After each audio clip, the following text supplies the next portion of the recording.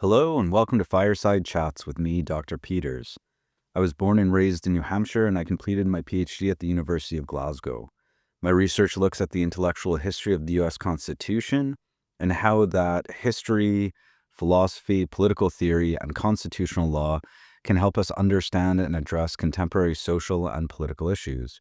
Today, what I'd like to chat about is how do we want to govern ourselves? In the terms the founders used in the preamble, how do we want to secure liberty and establish justice? Now, the current event that brings this question to the fore in a very stark and concerning light is the recent events in Minneapolis. A protester, Renee Good, was shot by a federal law enforcement officer. It's also raised by the increases in protesters and the presence of federal law enforcement in a number of American cities. Now, I'm not going to pretend to be a crime scene investigator, a judge, or a jury. What I do hope to do with this video is provide the history, philosophy, and political theory of the founding to present these events in a different light that hopefully will help us understand them better and respond to them better. Now, as we discussed in the first video, liberty and justice are found in those first three words of the preamble, we the people. However, later in the preamble, they explicitly state that this Constitution and the government it forms is meant to secure liberty and establish justice. They go further to elaborate these ideas in the Bill of Rights, those first 10 amendments to the U.S. Constitution. Today, we're going to look particularly at the first and sixth amendments as fleshing out these ideas of liberty and justice. Now, we're all familiar with the First Amendment as the freedom of speech. It also includes the freedom of religion, freedom of the press, and the freedom peaceably to assemble and petition the government for a redress of grievances. That last one is normally where we locate the right to protest, and also, as legal scholars argue, the right to have a constitutional convention, but that's a subject for another time. However, what is important to note about the First Amendment that differs from what we discussed in the first video about we the people, their liberty referred to our ability to join that constitutional conversation about how we want to be governed and who we are as a people through our right to vote. The First Amendment expands on that. It's not just voting. We get to engage in that constitutional conversation through discussions, through media, the press, and through protest. Now, the Sixth Amendment fleshes out that idea of establishing justice. This is where we find our right to due process and the trial by jury. Specifically, a speedy and timely public trial by a jury of your peers in the state and district where the alleged crime was committed. Now, we're going to explore these ideas, principles, and the language of the amendments by going through the historical context that likely informed them. This context is particularly helpful when understanding the Bill of Rights and the other amendments. A way to think about this is like the rules at a motel or hotel pool. The ones at the top normally are logical, they make sense. Don't dive in the shallow end of the pool. We all understand that. However, there are the ones at the bottom that are very specific that leave you going, oh God, what happened here? The story is what helps us understand why the rule was created. This is the case with the Bill of Rights and the amendments. They were proposed and ratified because we found a problem and we decided to fix it. Particularly as it concerns the context, we're going to look at a few events. First, the Stamp Act, then the Townsend Duties, the resulting Boston Massacre, and briefly the coercive and intolerable acts to help us understand what establishing justice and securing liberty meant, and specifically the language and ideas in the First and Sixth Amendment. So let's begin with the Stamp Act. This was an act passed by British Parliament in order to raise money to recoup their costs after the French and Indian War. Taxation without representation, as we discussed in the first video. However, how they were trying to tax the British American colonists was very problematic, at least according to the colonists. This act required that individuals buy stamps to buy, sell, or submit paper goods. This included playing cards, but it also included newspapers and official documents like those used in the trial by jury. The colonists recognized that the official who was selling these stamps could effectively censor free speech, particularly the freedom of the press, by not selling it to certain publishers. Without a stamp, the newspapers couldn't be sold. Similarly, a government official in charge of selling and distributing these stamps could decide not to sell them to certain individuals who are trying to submit legal documents, maybe sue the official themselves or the government, or receive a trial. Now, a further infringement upon the right of trial by jury is a stipulation in the Act that anybody found violating the Stamp Act would not be tried by a jury, but rather in vice admiralty courts. These were British courts where the British judge decided the case. There was no jury. So again, a British official decided somebody's fate. The British American colonists saw that this went against what they believed were sound Republican principles and also the British Constitution. Now remember, before the Revolution, the British American colonists were fighting for their rights as Englishmen and for the British Constitution. They saw these acts as going against both. So what did they do? They protested and intimidated anybody even interested in becoming the crown official in charge of selling and distributing the stamps, and made sure that no one bought the official stamp paper. Intimidated is a polite word for what the colonists did. In Boston, they essentially looted the royal governor's mansion. They would later repay him for it, but yes, this was intimidation. However, it was successful, and the British Parliament repealed the Stamp Act. However, not long after that, they would impose new taxes, the Townsend duties. Again, we get taxation without representation, but also again, they stipulate that anybody violating these duties would be subject to vice admiralty courts. They would not be tried by a jury of their peers. Again, this was deeply problematic for the colonists. However, what was even more problematic was these duties came with an army. The British Empire sent redcoats over to occupy Boston. According to Republican principles, or that's what they would call them at the time, standing armies in times of peace, especially without the consent of the local legislature, were a sure sign of tyranny. And the British Parliament had just done this. Boston has a militia, they have judges, they have juries to ensure justice. Clearly, this army is here to force them to obey. And as James Wilson would later write in his lectures on law, bare force, far from creating an obligation to obey, creates an obligation to resist. And the Bostonians did. They protested. Sometimes rather aggressively. Again, to put it nicely, there were rocks and clubs involved. Eventually, these protests got heated, and shots were fired. 5 British Americans were killed in Boston. We remember this today as the Boston Massacre. Now, the British American colonists, these patriots, responded by making sure the redcoats involved got a fair trial. They were irate. They published things in newspaper calling this tyranny, but they still wanted to make sure that they respected their Republican principles, that right to trial by jury. So much so that a leading patriot, John Adams, who would become our second president, was the lead defense for many of these British soldiers. He was looking to prove to the British Parliament that colonial juries and judges could provide impartial justice. And arguably they did. Many of the British soldiers were acquitted of charges and set free.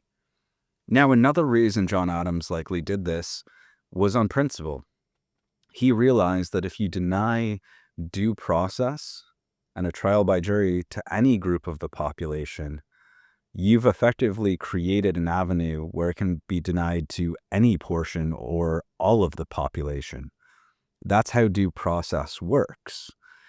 Now, the Americans recognized after the Boston Massacre, and certainly after the Intolerable or Coercive Acts, that the British government was not interested in consensual government over the colonies. They were looking to rule through fear, threat, and obedience at the point of a gun. The founders had a word for this. They called it tyranny. And they would eventually fight a revolution over it. And the Boston Massacre would be one of those pivotal points that led them to that decision. The coercive and intolerable acts would play an even bigger role. Now, these were in response to the Boston Tea Party. Those patriots, John Adams among them, decided to brew a very large cup of tea in the Boston Harbor. Again, the British Parliament was not pleased. This time, they closed Boston Harbor, again sent an occupation force to Boston, and they stated that British soldiers accused of a crime would not be tried in the colonies. They would be sent back to Britain to face justice there. All of these, as far as our founders were concerned, were going against their rights as Englishmen, against the British Constitution, and against their Republican principles. So from this context, we can start to create a picture of what the founders had in mind when they talked about securing liberty and establishing justice, as well as the First and Sixth Amendment. Without a doubt, these events were in their minds as they were writing these things down. These were rights and liberties they had just fought a war over. When it comes to the First Amendment, they recognized that speech, the press, and protest were the means by which they had the constitutional conversation that led to their independence, the formation of our country, and our Constitution. This is a quintessential part of liberty and the functioning of a democratic or republican system of governance. It likely also went through their minds that if the British Parliament had just listened to their attempts at using this freedom and respected it and responded accordingly, there might have been no need for the Revolutionary War. We can also see that they saw the trial by jury and due process as, again, one of those quintessential rights of a republican or democratic system of self-governance. They saw it as essentially a kind of civilian oversight of law enforcement. A jury gets to make the final decision on innocence or guilt, not a government official. What this does is it prevents somebody in power from arbitrarily using the law for their own ends without the consent of the people. Importantly, John Adams's example illustrates that they recognized that these rights had to apply to everyone, and potentially even more so to the people they disagreed with. Finally, running through many of these examples, we see that the founders saw the use of force, and particularly the occupation of American cities by armed forces, as tyranny, not consensual government, not liberty. Essentially, they recognized that if you had to send soldiers to make people obey through fear and the threat of state violence, we're no longer talking about consensual governance. We're now talking about forced compliance, what they called tyranny. So with that context and background about justice and liberty and the founders' view on it, let's turn back to recent events, those in Minneapolis. Now, many on the internet have already put out memes that have drawn analogies between the Boston Massacre and what happened in Minneapolis. And while they're not exactly the same, there are a lot of similarities.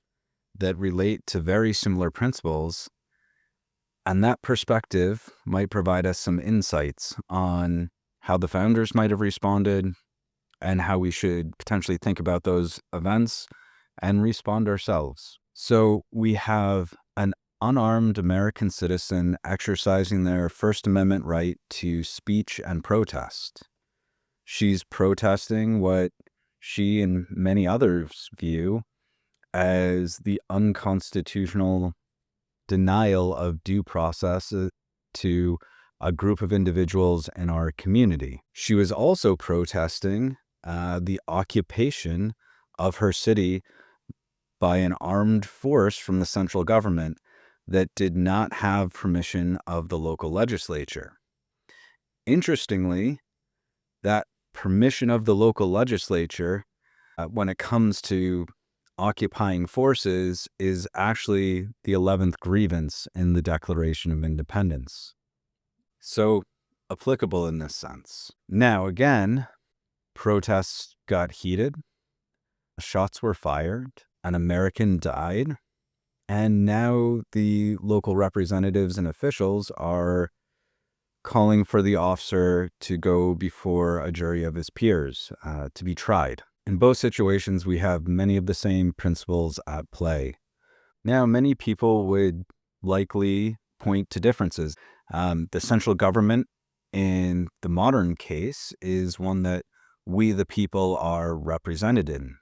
Again, I would point back to the Declaration of Independence's explicit statement that armed forces without the consent of the local legislature is a sign of tyranny, of non-consensual government. Others might also point out that the armed force present is federal law enforcement officers, not an army. I'm not going to get into the issue of the militarization of the police in this episode, but potentially in a future one. However, beyond getting into arguments about the constitutionality of the acts on either side, I would ask, did these events feel like establishing justice and securing liberty? Does it feel like the point is to make people feel more safe and more secure? If you're having trouble answering that question, ask yourself this. Do you think you or people on the other side feel more or less safe to exercise their First Amendment rights? And if your answer is that either group of people feel less safe, that they might be afraid, the answer is probably this isn't liberty. A government that governs and demands obedience through fear and force, it's not a republic, it's not a democracy, it's not liberty. The founders had a word for this. They called it tyranny. Finally, I've seen others respond to this event by either celebrating her death or essentially saying, what did she expect to happen? To those that celebrated her death, I won't dignify that with a response. But what's heartbreaking are those who say, what did she expect?